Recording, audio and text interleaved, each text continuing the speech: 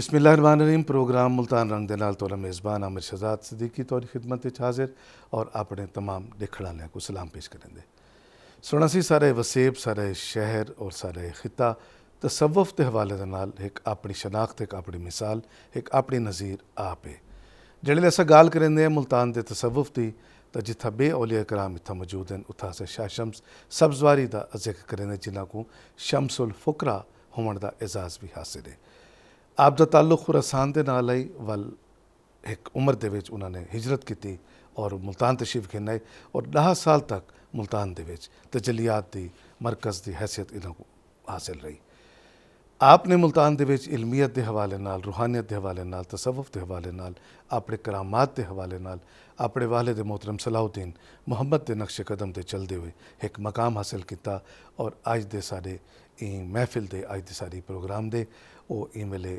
محفل دی یعنی عنوان ہیں اور سارے کو جڑی شخصیات اتنا تشریف فرما ہیں جنہ دے نال اساں انہاں دے حوالے نال گال کرنی ہے وہ شخصیات ہیں حضرت شاہ شمس سبزواری دے دربار دے سجادہ نشین میری مراد ہے اون رضا شمسی صاحب تشریف رکھے ہیں ساڑے نال اور سارے دوجے مہمان ہیں پروفیسر ماجد وٹو صاحب پروفیسر ماجد وٹو صاحب اسلامک سکولر ہیں اور تجزیہ نگار اور ہمیشہ دی طرح سارے نال آج تیسرے مہمان منقبت نواز علی شہزاد رتن موجود ہیں جڑے کہ سارے نال کلام دی شکل سارے نال گفتگو کرے سن آغاز کرے سوں گال دا چونکہ حضرت شاہ شمس سبزواری آپ کاملین آپ دا شمار ہوندا جنہاں کو اللہ پاک نے علم عطا کیتا صوفیت عطا کیتی تو یہ سارا موضوع سی اور گفتگو کرے سوں تصوف تے این رنگ دا جڑا شاہ شمس سبزواری دی شکل ملتان موجود ہے اور 10 سال تک ملتان دے تجلیات دا مرکز رہا انہاں دی زندگی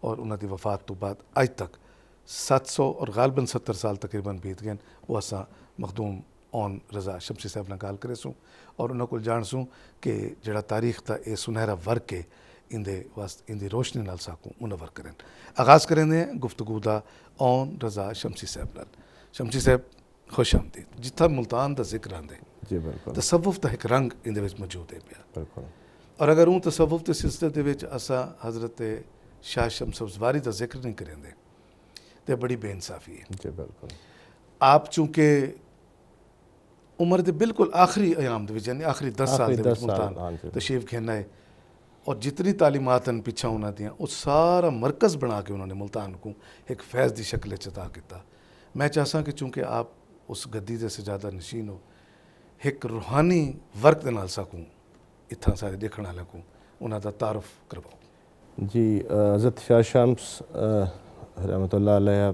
540 ہجری میں پیدا ہوئے تھے جی اور پھر 675 ہجری میں ان کی وفات ہوئی تھی غالباً یہ 660 میں ملتان شہر میں تشریف لائے تھے تقریباً 10 سال جی تقریباً 10 سال انہوں نے یہاں گزارے تھے تو اس دوران ان کا وہ مشہور واقعہ جو سورج کو انہوں نے جس وجہ سے ملتان میں گرمی زیادہ ہے سورج کو نیچے کر لیا تھا وہ بھی یہیں ملتان میں پیش آیا تھا اچھا جب آپ یہ ملتان تشریف لائے ہیں جی تو شاہ بغداد کے صاحبزادے ہاں محمد جن کا نام تھا وہ حضرت کے ساتھ جی جی وہ یہاں آئے تھے سرکار کے ساتھ تھے تو اسی بچے کا واقعہ ہے جی وہ بادشاہ نکود کا جو بیٹا تھا وہ مر گیا تھا تو حضرت شمس سرکار نے اس کو زندہ کیا تھا خدا کا معجزہ تھا وہ زندہ کر دیا تھا اس کو تو وہ بچہ پھر حضرت کے ساتھ رہا ہمیشہ ساتھ رہا تو ملتان میں بھی حضرت کے ساتھ آیا تو انہوں نے گوشت کا ایک ٹکڑا دے کر اس بچے کو بھیجا کہ یہ جاؤ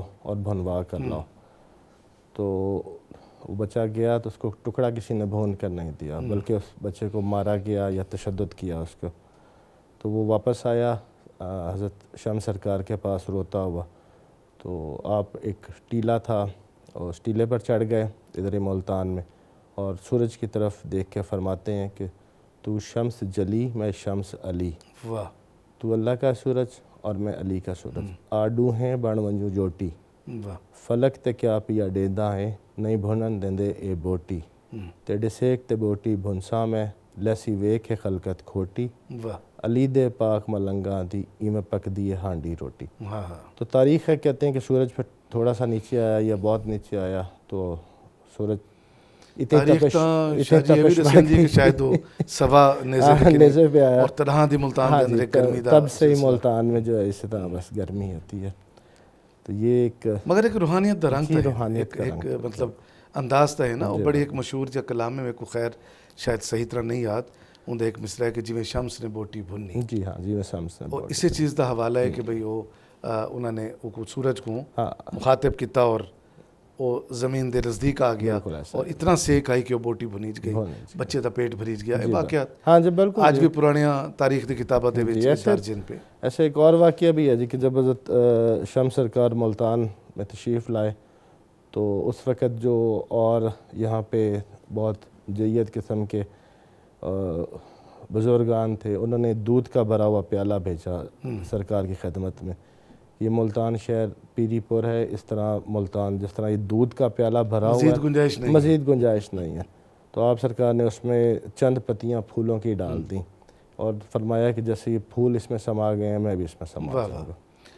شاہی ساڑھنا تشریف رکھے ہیں پروفیسر ماجد بھٹو صاحب. بھٹو صاحب ذکر بائی چانس ایسا چھڑ گیا ہے کہ پھول دی پتیاں، پھول جیسی مہک، پھول جیسی خوشبو، پھول جیسا رنگ اور اے روحانیت دا تعلق بھی ایک مہک نال ہے. یعنی اندے کوئی کنیکشن تو نہیں موجود ہوندا مگر روحانیت دے اثرات موجود ہوندے. تصوف دا تعلق بھی میں ہے اور علمیت تول علم دا اپنی ایک منزل ہے. حضرت شاہ شمس سبزواری دریا دے اس پارن اس ٹیلے تے اور دریا دے اس پاسے حضرت بہاؤالدین زکریہ ملتانی جڑا حوالہ اندہ تو کوئی روشنی پاؤ. بالکل بہاؤالدین زکریہ رحمۃ اللہ علیہ نے جیسے فرمایا اون عباس رضا صاحب نے جیسے کہ انہوں نے پہلا دودھ کا بھیجا تھا اور وہ اشارہ یہی تھا کہ یہاں تو تصوف بہت ہے. تو انہوں نے واقعی اس میں پھول ڈال کے واپس بھیجا تھا اور اپنے یہاں رہنے کا ایک ثبوت دیا تھا. اس میں کوئی شک نہیں کہ بزرگان دین جب اس خطے میں آئے ہیں جن میں یہ بھی ہے. انداز کتنا خوبصورت ہے. ہاں جی دودھ دا پیالہ بھیجنا دریا دے اس پار اندے پھول دے پتیاں پا کے واپس بھیج دینا اور وال مریدین نے پوچھنا کہ سرکار کوئی سا کوئی دسو یہ کیا گفتگو ہو گئی ہے مابین درویش، یہ کیا گفتگو اور ہو گئی. جیسے انہوں نے فرمایا کہ وہ بوٹی کا بھوننا، بالکل تاریخ میں یہ بہت شواہد اس کے ملتے ہیں. اس کے انداز مختلف ہیں. کچھ مورخین نے لکھا کہ سورج قریب آ گیا، کچھ مورخین نے لکھا کہ انہوں نے اپنی روحانیت سے اتنا ہاتھ اوپر کیا کہ وہ سورج کے پاس چلا گیا. اچھا سارے یقین قریب آمڑتے ہیں کیونکہ سب گرمیوں کے بعد محسوس پہ کریں. نہیں، یہ دونوں چیزیں ان کی ولایت کی طرف اشارہ کرتی ہیں. ہر آدمی نے اپنی محبت سے، اپنے انداز سے اور اپنے مطالعے کے مطابق اس چیز کو لکھا. لیکن اس میں تو کوئی شک نہیں ہے کہ یہاں پہ جو انہوں نے آ کے روحانیت کے حوالے سے، تزکیہ نفس کے حوالے سے اس خطے میں جو کام کیا وہ آج تک یہ دنیا اس چیز کی شاہد ہے. پہلے بھی بات ہوئی تھی کہ 2 ہی شہر دنیا میں ایسے تاریخ کے اعتبار سے پائے جاتے ہیں کہ جو ابھی تک محفوظ ہیں، جب سے دنیا بنی تب سے موجود ہیں اور اب تک محفوظ ہیں. کسی زلزلے کی زد میں نہیں آئے، کسی طوفان کی زد میں نہیں آئے، کوئی آسمانی آفات کی زد میں نہیں آئے. وہ دمشق اور ملتان ہے. تو آخر یہ خطہ محفوظ رہا. تمام دنیا غرق بھی ہوئی، یہ قریب ترین ہڑپا غرق ہوا اور مونجو دھوڑو ہے، یہ 22 سال قبل مسیح کا ہے. اور آج تک میں نے BBC کی بھی ایک ڈاکومنٹری دیکھی اور میں خود بھی شاہد ہوں اس علاقے میں رہنے کے حوالے سے کہ آج بھی اس علاقے میں جو عذاب زدہ علاقہ تھا ہڑپے کا، اس کے اوپر سے پرندہ نہیں گزرتا، اس کے اندر جانور داخل نہیں ہوتا. شواہد موجود ہیں. پرندہ یوں اڑتا اڑتا اس عذاب زدہ علاقے سے یوں ہو جاتا ہے، سائیڈ پہ ہو جاتا ہے. تو یہ حالات یہاں نہیں ہوئے اس طرح کے. اس کی وجہ یہ بزرگان دین ہیں جنہوں نے آ کے عوام. اور پھر اس خطے میں اگر آپ ہم سے کہیں وہیں وسیع مطالعہ رکھتے ہیں، اس خطے میں دیکھو تو جو دین پھیلا ہے وہ اس صوفیہ اکرام کی وجہ سے پھیلا ہے. جو انہوں نے لوگوں کا تزکیہ نفس کیا ہے، ان کی وجہ سے کیا ہے. اس میں کوئی شک نہیں کہ ہمارے خطے کے علماء جید علماء ہیں.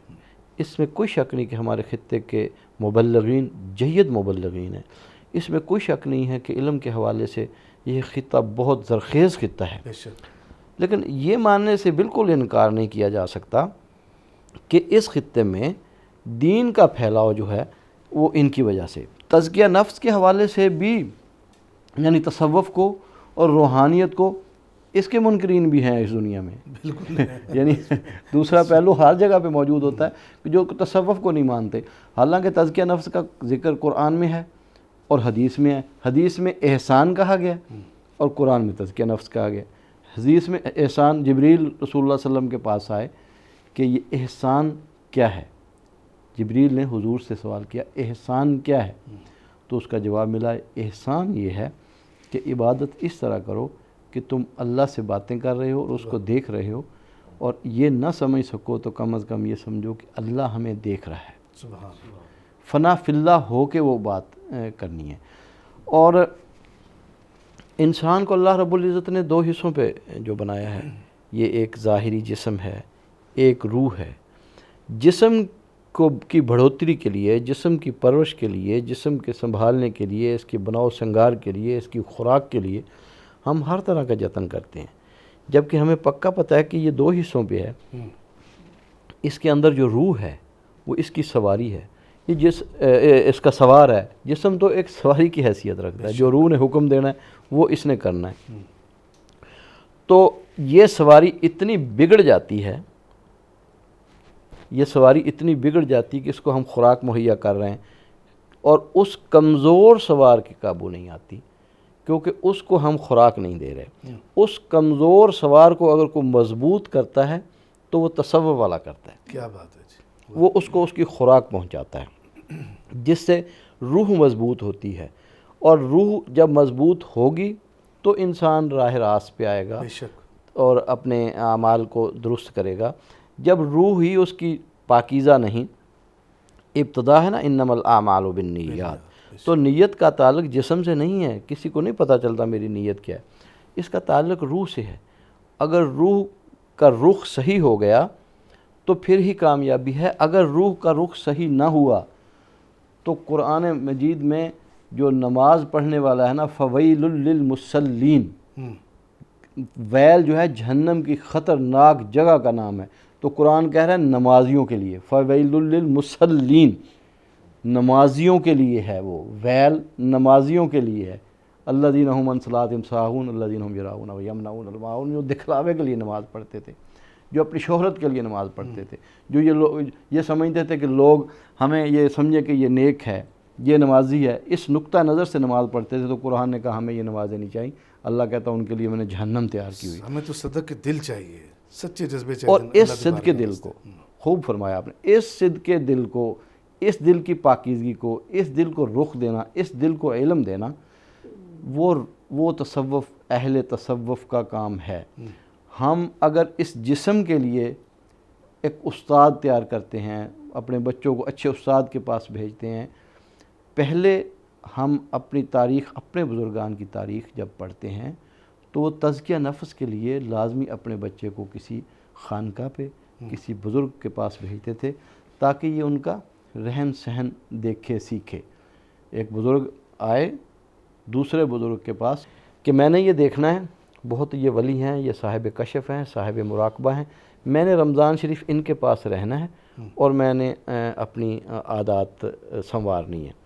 تو پہلی سحری پہ انہوں نے مہمان نوازی میں ان کو دال پیش کی، تو کھاتے ہوئے انہوں نے کہا، ندوی ندوۃ العلماء سے ہے کہ اور ندوی ہم سے یہ دال بہتر جس کام آئی پورا کر چلی۔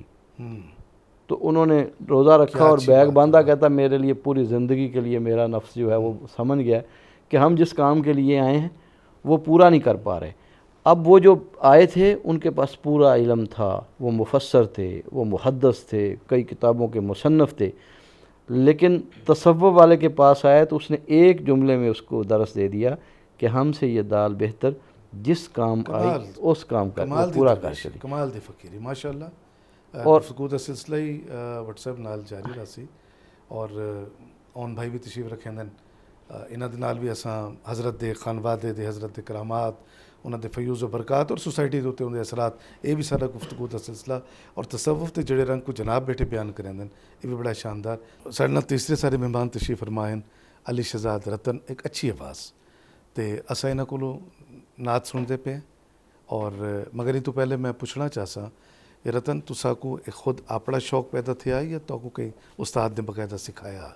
جی یہ میرا اپنا شوق ہے کیونکہ ذکر فکر کرنا چاہیے. بالکل صحیح. ذکر جڑی روحانیت اور معرفت برکت ملتی ہے، برکت ہے ماشاءاللہ.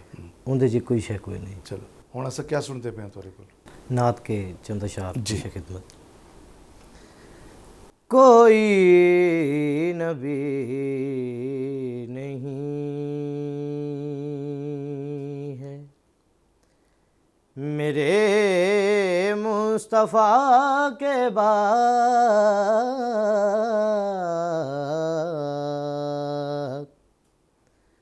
کوئی نبی نہیں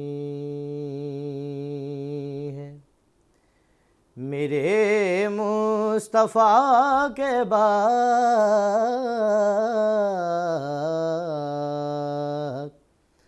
شیر خدا نہیں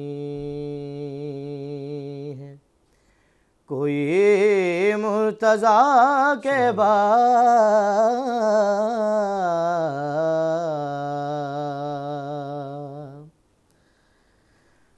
نہ ہے کسی کے بیٹے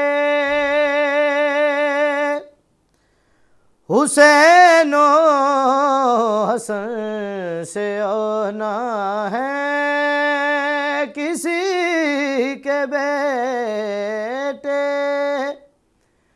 حسین و حسن سے، نہ فاطمہ سما ہے کوئی فاطمہ کے بعد،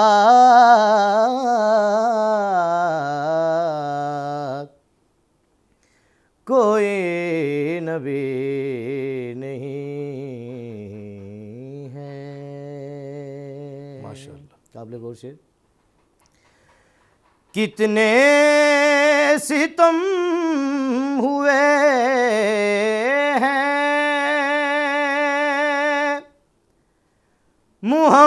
محمد کی آل پر، کتنے ستم ہوئے ہیں محمد کی آل پر، لکھوں وفا سے پہلے یا لکھوں وفا کے بعد،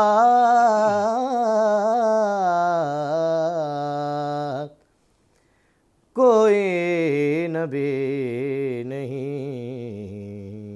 ہے. ماشاءاللہ ماشاءاللہ.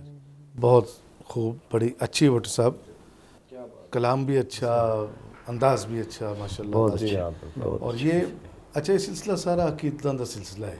جی. عقیدت ہوئے، من دے اندر خواہش ہوئے، طلب ہوئے، تڑپ ہوئے تو وال اس طرح دے کلام پڑھن کوئی سنن کوئی انسان دا دل کریں دے. ماشاءاللہ بڑا اچھا جامع لکھیا، بڑا خوبصورت کلام. ملتان ایک ایسا اون بھائی، ایک ایسا شمسی صاحب، ایک ایسا شہر جڑا دو دریاواں دے درمیان قائم و دائم رہا اور صدیاں تو قائم آندا. بٹو صاحب نے انہیں تاریخ دی گال بھی کی ہے. دریا دے ایک کنارے حضرت بہاؤالدین ذکریہ رحمت اللہ علیہ انہاں دا قیام، اور دریا دے دوسرے سائڈ تے یعنی پرلی سائڈ تے شاہ شمس سبزواری نے اپنا مسکن بنایا. سبزوار تو چلے اور مسکن آپ بنایا. اندھیرے ایک ٹبا، ایک ٹیلا جڑا اج ایک آباد جگہ ہے لیکن ایک اصل تاریخی تناظر رہتے پہ ہیں. اس وقت جو تعلیمات انہوں نے پیش کیتیاں اور جو ذکر اذکار، جو تعلیمات کا سلسلہ حضرت بہاؤالدین ذکریہ کو موجود ہے، تو سر کیا دیتے ہو کہ سوسائٹی نے اون وقت سوسائٹی نے انہاں تعلیمات کی روشنی اپنے آپ کو کیویں سنواریا، کیا قبول کیتا؟ جی اس وقت کی سوسائٹی نے حضرت شاہ شمس سرکار کی جتنی تعلیمات تھیں ان کو بالکل قبول بھی کیا تھا، ان کے قریب بھی ہوئے تھے. تو انہوں نے لاکھوں لوگوں کو یہاں مسلمان بھی کیا، اپنی تعلیمات کے ذریعے ہی کیا نا. تو آج کل معذرت کے ساتھ مجھے یہ کہنا پڑتا ہے کہ ہم لوگ ان کی تعلیمات سے کہ جتنے بزرگان دین ہیں ان کی تعلیمات سے بہت دور ہیں. انہوں نے ہمیشہ اثار، محبت، بھائی چارے کا درس دیا ہے، اور ہم لوگ آج کل ان سب چیزوں سے دور ہوتے جا رہے ہیں. نفرت ہمارے میں بہت پھیلتی جا رہی ہے، عدم برداشت بہت پھیلتی جا رہی ہے، جس کا کبھی انہوں نے درس نہیں دیا. ہمیشہ انہوں نے کہا ہے کہ جتنا دوسرے کو آپ برداشت کرو گے اتنی آپ کے لیے آسانیاں پیدا ہوں گی. لیکن انفارچونیٹلی ہماری آج کل کی نسل یا آج کل ہم لوگ اس سے دور ہوتے جا رہے ہیں. جو ہمیں ان کے بارے میں اتنی معلومات فراہم نہیں کی جاتی. ہم حکومت کو چاہیے، ہم سب کو چاہیے کہ اسکول لیولز پہ، یونیورسٹی لیولز پہ، جس طرح اور دوسرے ممالک میں، ترقی یافتہ ممالک میں ہمارے بزرگان کو پڑھایا جاتا ہے، ان پہ پی ایچ ڈیز کروائی جاتی ہیں. ہمارے ملک کی بدقسمتی ہے کہ یہاں کوئی ایسا فورم ہے ہی نہیں کہ جہاں پہ حضرت شمس سرکار یا کسی اور بزرگ کے اوپر پی ایچ ڈی کروائی جا سکے. کیا کتا منیجیے جی، کیا عمل ہونے، کیا کمی محسوس پہ کریں گے؟ میں جو کمی محسوس کرتا ہوں کہ ہمارے ہاں فقدان ہے کہ ہم اپنے بچوں کو آگے کنوے نہیں کر پائے ان کے جو بھی تصوف، جو بھی تعلیمات تھیں. حالانکہ ہوں زیادہ سہولت ہاں جی، اب زیادہ نیٹ چیزیں موجود ہیں. نیٹ، جہاں نیٹ نے آسانیاں پیدا کی ہیں وہیں نیٹ نے خرابیاں بھی پیدا کی ہیں. کہ کوئی بھی بچہ اٹھ کے اپنا موبائل آن کر کے کوئی بھی بات کر کے اور کسی بھی بزرگ سے ریلیٹ کر کے اس کو فیس بک پہ چڑھا دیتا ہے، اور دیکھنے والے سمجھتے ہیں کہ یہی حقیقت ہے. صحیح. تو جہاں آسانیاں پیدا کی ہیں اس نے، نیٹ نے، موبائل فونز نے، وہیں اس نے نقصان بھی دیا. حکومتی لیول پہ چاہیے کہ ان پہ ریسرچز ہوں، ان کی ساری تعلیمات اکٹھی کی جائے، کتب، ایک لائبریریاں بنائی جائیں، ان پہ پی ایچ ڈیز ہوں. پتہ تو چلے نا کہ انہوں نے بزرگان کی تعلیم جو اس وقت انہوں نے دی تھی وہ کتنا آج کے دور میں ہمیں فائدہ دے سکتی ہے. جیسے شمسی صاحب، اور دربار شریف کے اندر بھی کوئی کتب خانہ موجود ہے جی؟ قدیم کتب موجود ہوگن؟ انفارچونیٹلی جی، تحقیقات موجود ہوگن؟ انفارچونیٹلی دربار کے اندر اس وقت کوئی ضرورت تو محسوس ہوتی ہے. جی ہاں، بالکل ضرورت محسوس ہوتی ہے. ابھی حضرت شاہ شمس سرکار کی ایک ہی کتاب ہے جس کو دیوان شمس بولا جاتا ہے، جو اصلی حالت میں میرے پاس پڑی ہے.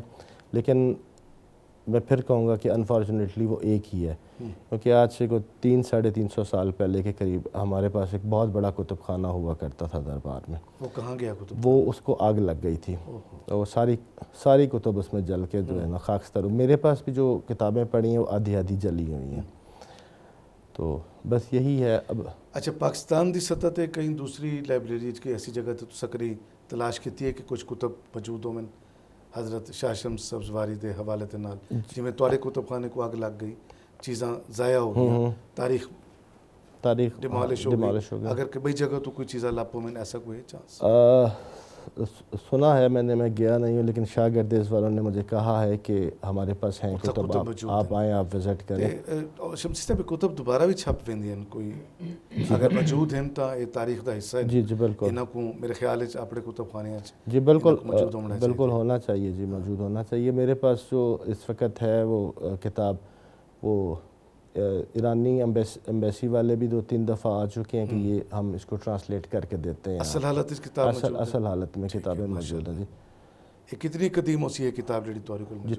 جتنا قدیم دربار ہے اتنی قدیم یہ ہے. اور سرکار دی اتھا جڑی آمد ہے وہ کتنا عرصہ ہے، کتنا ٹائم بیت گیا ہے؟ یہ تقریباً اس دفعہ یہ 1 جون کو ہم 770واں عرس منا رہے ہیں. 770.